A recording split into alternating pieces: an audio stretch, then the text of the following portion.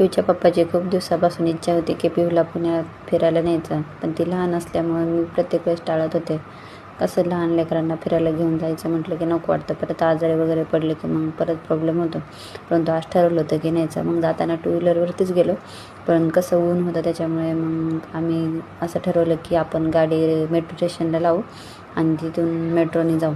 मग आम्ही गाडीवर जाताना निगडीचं भक्तिशक्ती गार्डन तिथं थोडा वेळ थांबलो.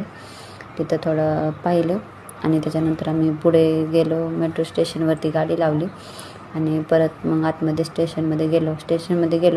त्याच्यानंतर त्याचं तिकीट वगैरे घेतलं. पण तिथं एवढी टेक्नॉलॉजी भारी आहे ना, सगळं ऑनलाईन, म्हणजे असं नाही का, तिकीट वगैरे पूर्ण सगळं, आपल्याला काहीच करायची गरज नाही, सगळं मोबाईलवरून. तिथे सांगायला पण लोक भरपूर आहेत, पण कसं आपण नवीन फर्स्ट टाईम गेल्यामुळे आपल्याला एवढं काही कळत नाही. परंतु पिऊचे पप्पा गेले होते त्याच्यामुळे त्यांना सगळं माहिती होतं. मग सगळं कोणाला विचारायची नाही काही गरज, काही नाही. ऑनलाईन तिकीट वगैरे बुक करायचं आणि मग तिथं मेट्रो येत होत्या. पिऊन भरपूर एन्जॉय केला आणि फायनली आम्ही मेट्रोमध्ये बसलो होतो. मेट्रोमध्ये बसल्यानंतर एवढं भारी वाटत होतं ना, म्हणजे असं खालचा व्ह्यू मस्त दिसत होता. वरतून जी मेट्रो गेलेली ना, त्याचा व्ह्यू असा वरून पाहिला ना, मस्त अख्खं पुणे दिसतं त्याच्यावरनं. आणि मग आम्ही मध्येच मेट्रो एक्सचेंज केली, कारण अंडरग्राऊंड मेट्रो चेंज करायची होती आम्हाला. पुण्यात सिटीत जायचं होतं ना, मग सिटीमध्ये वरती मेट्रो नाही आहे.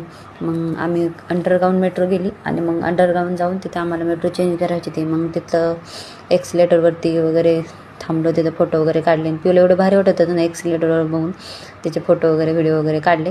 आणि मग आम्ही परत लिफ्टने वरती आलो. स्टेशनवरती उतरून परत मग आम्हाला शनिवारवाड्यात जायचं होतं. आम्ही शनिवारवाड्यात गेलो. तिथं गेल्याच्यानंतर पिऊचं चालू होतं मस्त, ती बाहेरच खेळत होती. तिथं पण सगळं ऑनलाईनच झालं आहे आता. ऑनलाईन तिकीट वगैरे बुक करायचं आणि जायचं. आता कॅशचं वगैरे जास्त हेच नाही राहिलं, नाही का, म्हणजे चालते, पण म्हणजे नसतं तर एवढा काही प्रॉब्लेम नाही, सगळं ऑनलाईन होतं आहे ना. आणि आपल्याला कोणाला काही विचारायची गरज नाही, डायरेक्ट मोबाईलवर ॲप वगैरे आहेत, त्याच्यावरनं आपण ते ऑनलाईन बुक करू शकतो. आणि मग तिथं आतमध्ये गेलो. पिऊ मस्त खेळत होते तिथं, पण ऊन जास्त पडलं होतं त्याच्यामुळे आम्ही तिला म्हणत होतो उन्हात नको खेळू, पण ती काय ऐकायलाच तयार नव्हती. मग तिचे पप्पा ते खेळत होते. मग एका झाडाखाली थांबलो. मग तिथं सावली होती. मग त्या सावलीमध्ये पिऊ मस्त खेळत होती. तिचं बॉलसोबत घेतलं होतं तिने. आधी जातानाच घरून म्हटली होती मी बॉल घेणार आहे. मग तिने बॉल घेतला. म्हटलं जाऊ दे, तिथं असंही गार्डन आहे खेळायला, म्हणून मग म्हटलं खेळन ती बॉल गार्डनमध्ये गेल्याच्यानंतर.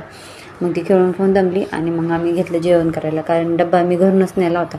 कसं बाहेर गेलं मग बाहेरचं खाणं एवढं व्यवस्थित नसतं तिच्यासाठी, आणि तिला एवढं आवडत पण नाही, चांगलं पण नसतं बाहेरचं खाऊ घातलेलं. त्याच्यानंतर जेवण वगैरे केलं. मग तिची परत मस्ती चालू झाली. परत तिचं पप्पाचं तिचं चालू झालं. इकडून तिकडे ती पळत होती, खेळत होती आणि तिचा बॉल हातातला ती टाकतच नव्हती. ती बॉल फेकायची, तिच्या पप्पांना घेऊ देत नव्हती, मला घेऊ देत नव्हती, तिचं तीच आणायची. कसं तिथं कसे खेळायला भरपूर आहे.